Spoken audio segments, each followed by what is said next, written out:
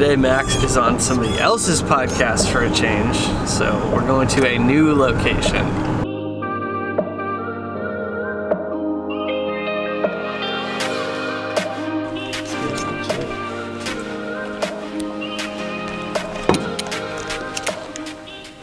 It's alright. What'd you think?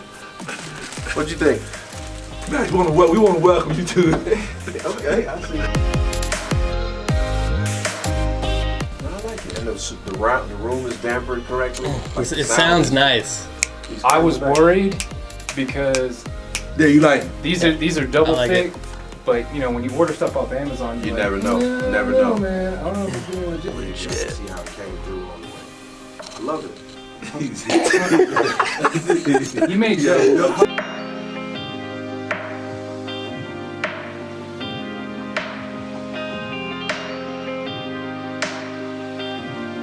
so several years ago. I think I told you this. You ain't know what a podcast was 18 months ago. What are you talking about? Several years ago. You got a good setup. You got a nice budget. Got a good man. Yeah, you got it going on.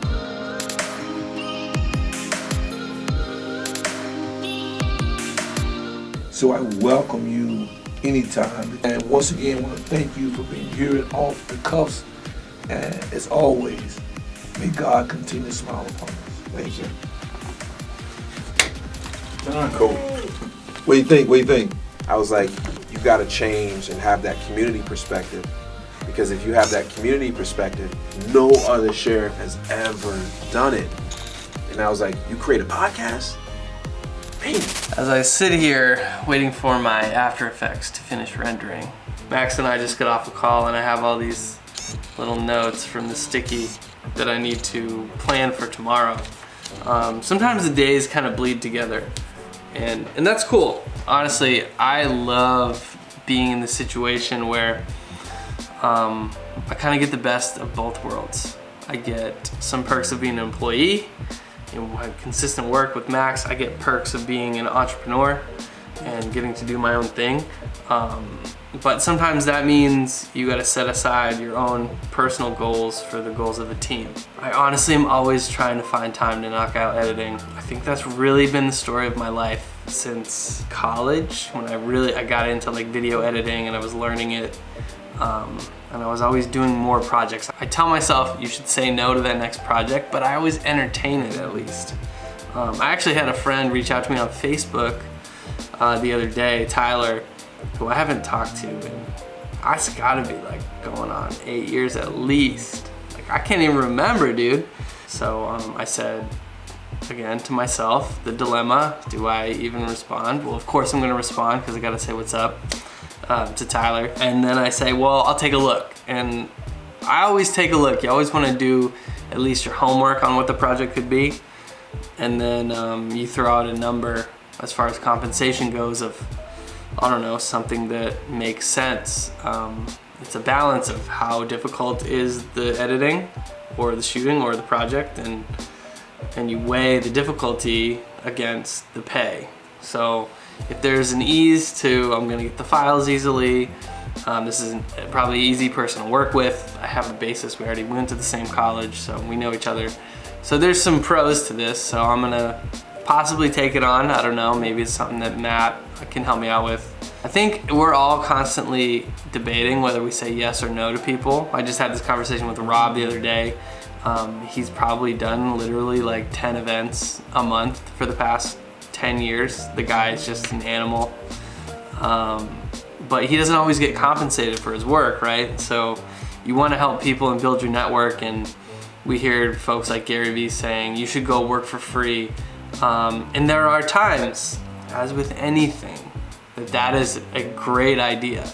And there's times when it's a bad idea. Yes, best sound in the world, After Effects, finishing a render. But there's times that it's bad to work for free for people. But there's times when they abuse it. And so you've got to limit your free tokens. You know, like everybody gets one. I don't agree with that. Some people get 0. Some people should just pay you from the jump because you have built up the clientele. Just because that individual hasn't worked with you before, I'm just talking about anyone.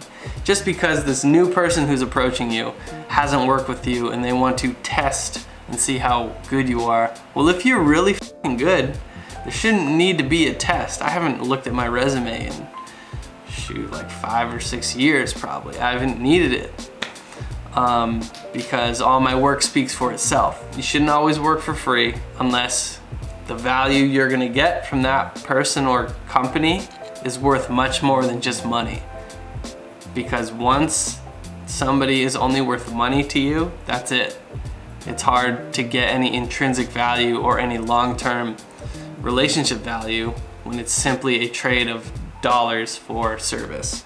And those are great relationships. I've had many of them, and you trade dollars for services all the time. But there's some where you do want to work for free, or you want to, maybe you get paid, but you're gonna throw in some favors here and there. It's not black and white. It's never a perfect mix. I just think we see so much of this information on social media. We hear it, and it seems like, oh great, okay, I'll just go find the smartest person I know or the person I want to be the most, and will go work for free for them. Well, obviously there's real life, you have bills, you have things, all within reason.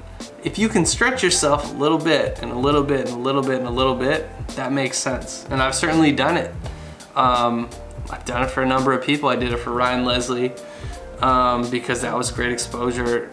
You know, brilliant business person, musician. I learned a lot of things. I absorbed it, right?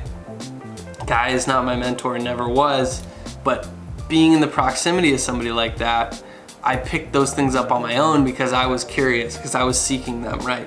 So I got myself in the correct room to get that information, but I had to get it for myself. He didn't give it to me freely. I had to ask the right questions, and then a lot of times you just are listening.